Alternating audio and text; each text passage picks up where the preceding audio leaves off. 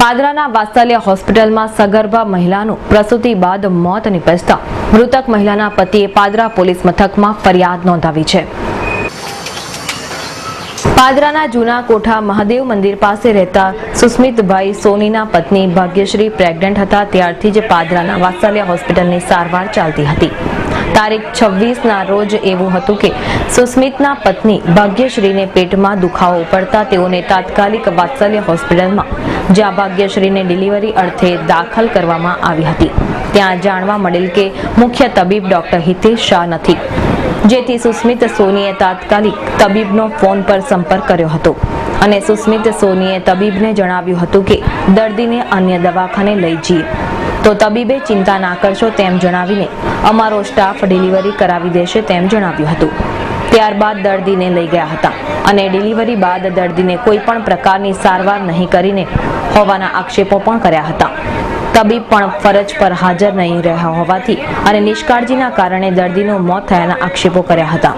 26/5/2017ના રોજ મારી વાઇફને પેટમાં દુખાવો થતા હું વાત્સલ્ય ક્લિનિક દ્વારા ડૉક્ટર હિતેશભાઈ શાહની ફોન ઉપર વાત કરીને ડિલિવરી માટે ત્યાં લઈ ગયો હતો। ત્યાં ડૉક્ટર હાજર નહોતા અને નર્સ દ્વારા ચેકઅપ કરીને મને કહેવામાં આવેલું કે ડિલિવરી નોર્મલ થઈ જશે, પણ ત્યાં ડૉક્ટર હાજર જ નહોતા અને નર્સ દ્વારા ડિલિવરી કરવામાં આવી હતી જેમાં બેબીનો જન્મ નોર્મલ થયો હતો, પરંતુ મારી વાઇફને લોહી બ્લડિંગ વધારે થતાં તેનું એમનાથી કંટ્રોલ થઈ શક્યો નહોતો અને તે કારણે મારી વાઇફની સિરિયસ ગંભીર પરિસ્થિતિ થવાથી એનું 108માં લઈ જતા એક મૃત્યુ પામ્યા હતા। બાપ્સમાં લઈ ગયા ત્યારે કીધું હતું કે મૃત્યુ પામ્યા છે। તે વખતે ડૉક્ટર આઉટ ઓફ સ્ટેશન હતા અને એમની નિષ્કાળજીના લીધે મારી વાઇફનું મૃત્યુ થયું છે। આવા આ ગામમાં 3 થી 4 બનાવ બન્યા છે પણ તેની કોઈ કાર્યવાહી નથી થઈ, તો હું આ કાર્યવાહી કરવા માગું છું અને ડૉક્ટરને ઉપર લીગલ એક્શન લેવા માગું છું। આજે શું કર્યું તમે? આજે અમે બધા ભેગા થઈ અને ફરિયાદી નોંધવા માટે પોલીસ સ્ટેશનમાં હાજર થયા છે। 26 મે બાદ પરિવારજનો ઘેરા શોકમાં પ્રસરી ગયા હતા, જ્યારે ગુરુવારની રાત્રે સુસ્મિત સોનીના સ્વજનો અને મિત્રો તેમજ પોળમાં રહેતા પાડોશીઓએ હોસ્પિટલમાં તબીબની બેદરકારી બદલ હોસ્પિટલમાં ભારે હોબાળો મચાવ્યો હતો। હોબાળાના કારણે પોલીસ પણ દોડી આવી હતી। રાત્રે પણ પોલીસ મથકે ટોળું ધસી આવ્યું હતું, જેમાં મૃતક મહિલાના પતિએ આક્ષેપો કર્યા હતા। બીજા દિવસે પણ આ વિસ્તારની મહિલાઓએ પોતાના વિસ્તારમાંથી રેલી કાઢીને પોલીસ મથકે પહોંચીને તબીબ સામે રોષ વ્યક્ત કરીને તબીબ વિરુદ્ધ ભારે સૂત્રોચ્ચારો કર્યા હતા અને રોષ વ્યક્તની આક્ષેપો કર્યા હતા।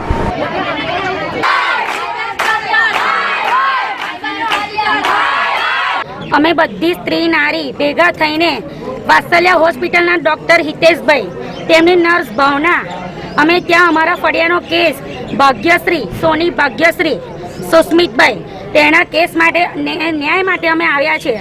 એમનો ન્યાય અમારા માટે એવો છે કે હિતેશ ડૉક્ટર આજે છેલ્લા અમારા ખ્યાલથી તો 6 મંથથી છે, પણ અમારા આ છેલ્લા 2 મહિનાથી એટલા બધા કેસ પર એમને એટલું બધું સ્ત્રી જાતિને ડિલિવરીમાં એ પોતે હાજર ન હોય, નર્સને કામ સોંપી દેતા હોય, નર્સ તેમની સ્ત્રી જાતિ પર એક જ મૂકી દે છે આરોપ કે બીપી બ્લડ પ્રેશર વધી ગયું છે। બ્લડ પ્રેશરના રીઝનથી એ લોકો શું કરે છે અમને કંઈ જ ખબર નથી। એવામાં અમારા ફળિયાનો જૂના કોઠા મહાદેવનો આ તાજો કેસ છે કે ભાગ્યશ્રી સુસ્મિત સોની ત્યાં એને લઈ ગયા 4:30 અને 5 વાગે ત્યાંની ડિલિવરી ચાલુ થઈ।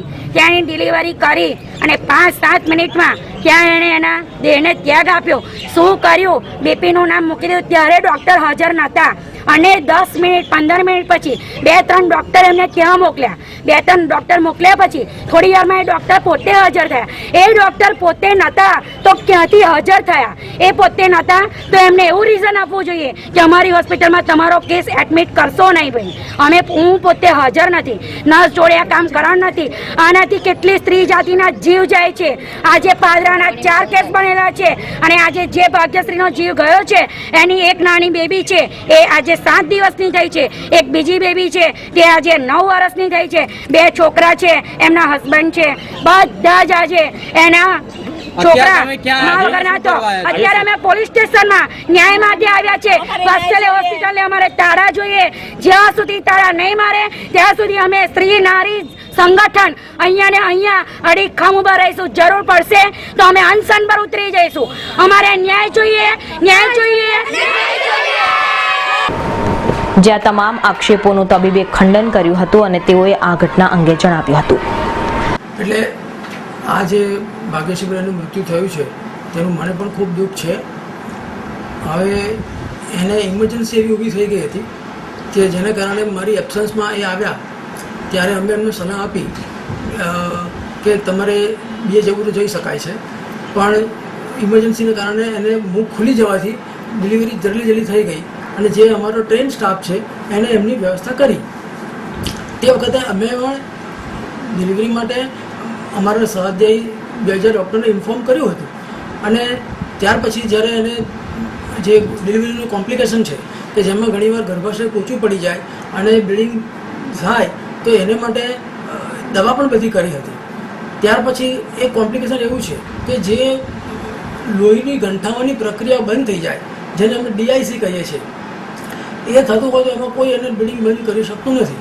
અને જ્યારે બીપી ઘટ્યું એટલે તરત જ અમે નજીકના સર્જનને બોલાવ્યા અને ICUમાં ટ્રીટમેન્ટ કરતા હોય એવા એનેસ્થેટિસ્ટને તરત હાજર કર્યા અને એમને એ જ પ્રમાણે કહ્યું કે જ્યાં એની બેસ્ટમાં ટ્રીટમેન્ટ થઈ શકે ત્યાં જલ્દી ટ્રાન્સફર કરો. અને એટલા માટે જ અમે એમને તરત ટ્રાન્સફર કર્યા હતા. પણ ટ્રાન્સફર થતાં સુધીમાં એની કન્ડિશન વધારે બગડી અને એના રિપોર્ટ તો DICના બતાવે જ છે. મૃત્યુ ક્યાં થયું, કેવી રીતે થયું છે? મૃત્યુ ત્યાં આપણે BAPS હોસ્પિટલમાં થયું.